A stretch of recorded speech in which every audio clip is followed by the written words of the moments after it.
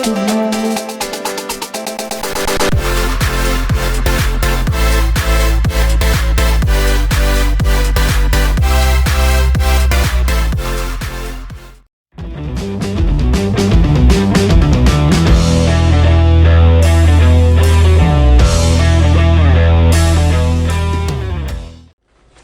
are here for the first ever Andro Williams show in Danville, Alabama at Danville High School with Coach Andro Williams. Coach, before we start the show, I appreciate you doing this with us. Sparks Energy has been very kind to us. They've kind of Alexander Chenard for us. Anything we don't have sponsors with, they put it on. But we also told them we wanted to come do a show with you this year if we had that chance, and you said it was okay. So I appreciate you having us out. Appreciate what you guys do for us, man. We're real, delighted by the fact that we get the opportunity to sell our product and sell our kids and sell our program here at Danville High School. Y'all got a lot of good things going on here, which we talked about in your preseason video. Coach, catch us up to speed from before we dive into last week's game, just from the last time we were out here to now, and what's been going on with the team, the school, and everything with all the stuff y'all have going on here at the property and things like that. Well, the biggest thing is we just continue to try to build on where we were at during the summer. I thought we had a pretty decent fall season going into our actual first game. We weren't fortunate enough to have an opportunity to play our actual fall jamboree, so we actually dove right into it on last week with an actual live game. There's a twofold affair on that deal. I feel like we actually did a spring. We needed the spring, being a team caliber team that we had coming back. I wanted to try to find out about some guys early on and find out their mental capacity of where we were at. We knew we was going to play some younger guys, but we needed the spring part of it. And again, some people desire to wait and just not do the spring and come back and do the fall jamboree, which we did that the previous year, which was good for us as well because we felt like we had some guys back and we need to see them in action. But in this situation, we didn't have that luxury. So I thought we did some good things in preseason and kind of got some guys rolling, but it ain't nothing like live football.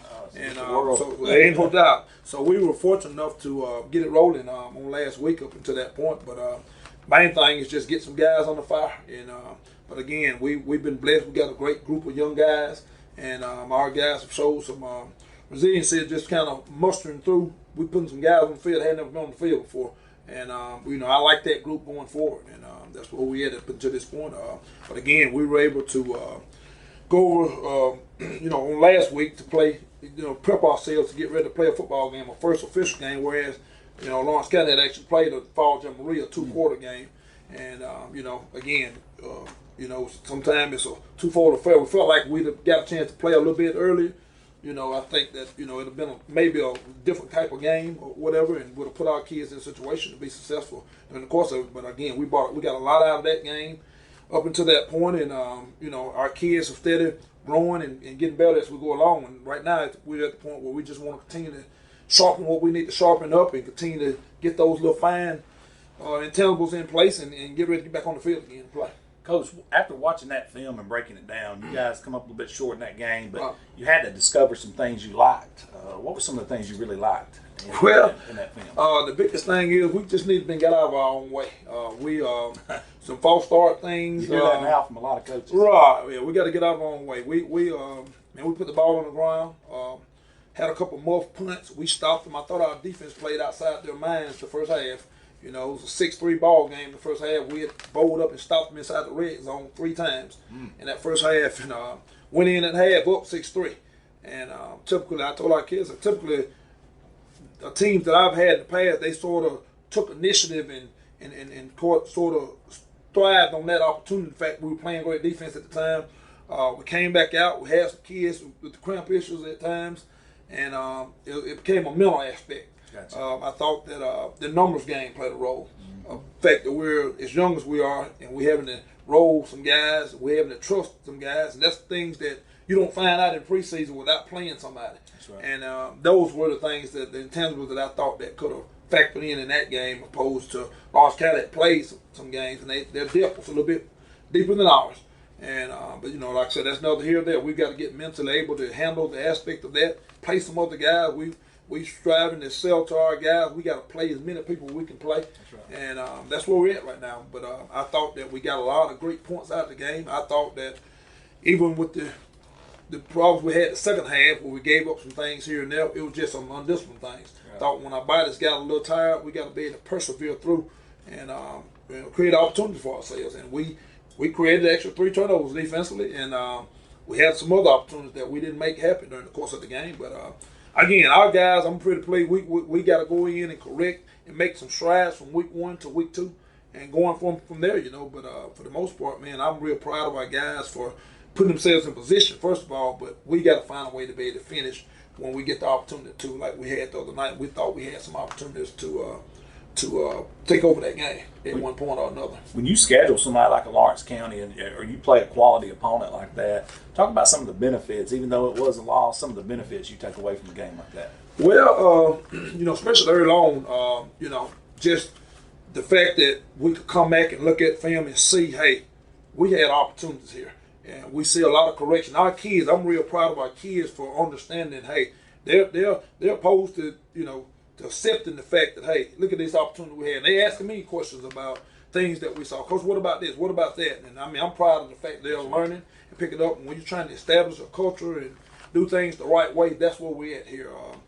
Trying to get those kids to study the game and be students of the game. And that's something that goes along with learning and building a culture. And that's what I'm real proud of, the fact that our kids are learning as they go along and picking up on the small intangible. Because if you don't do the small things, you don't get the big results. 100%. And I think that's what happened. I think the small things that we need to do as a team, we didn't do those things in the course of it to get ourselves mentally prepared for it and get our bodies physically prepared for it. So that's a process, Now, Coach, you're going on the road again. You're going to play another good opponent in Falkville this week. Not too far from here, but it is a road game. Talk about this game coming up this week and the challenges Falkville presents for you. Well, just like Lawrence County, I thought Lawrence County was very vastly improved from a year ago. We played them actually last game of the season last year, and they were definitely vastly improved, and that's a tribute to their program and where they're going. But again, in this Falkville team will be no different. They're vastly improved. They got a lot of kids coming back from that team from last year, whereas we're on the other perspective of it. But I think that overall, our kids know the challenges in front of us. Actually going on the road, I like the fact that we can be dialed in, and I talk to our kids about being dialed in through the course of the week and back to doing those little small things that we got to do to be successful and get a chance to keep the door in again this week, because we'll have that same opportunity this week, but there'll be a question of if our kids show some resiliency of being able to find a way to get it done. And, that's part of the maturity of somebody got to step up and be player-led as a team, and we need some guys stepping up to be player-led. I told them, I said, as a player-led team, you'll find a way to get it done, because you'll do it for your peers, and we can't just keep harping on the same thing over. We got to get those things fixed, and I'm real proud of our kids for having that opportunity. It takes a kid with some resiliency and some leadership to be able to do that, and that's where we're at right now. Coach, as a coach, do you like games on the road more, or do you like home games? I know a lot of coaches are 50-50 on that. Right. Yeah, I sort of feel the same way.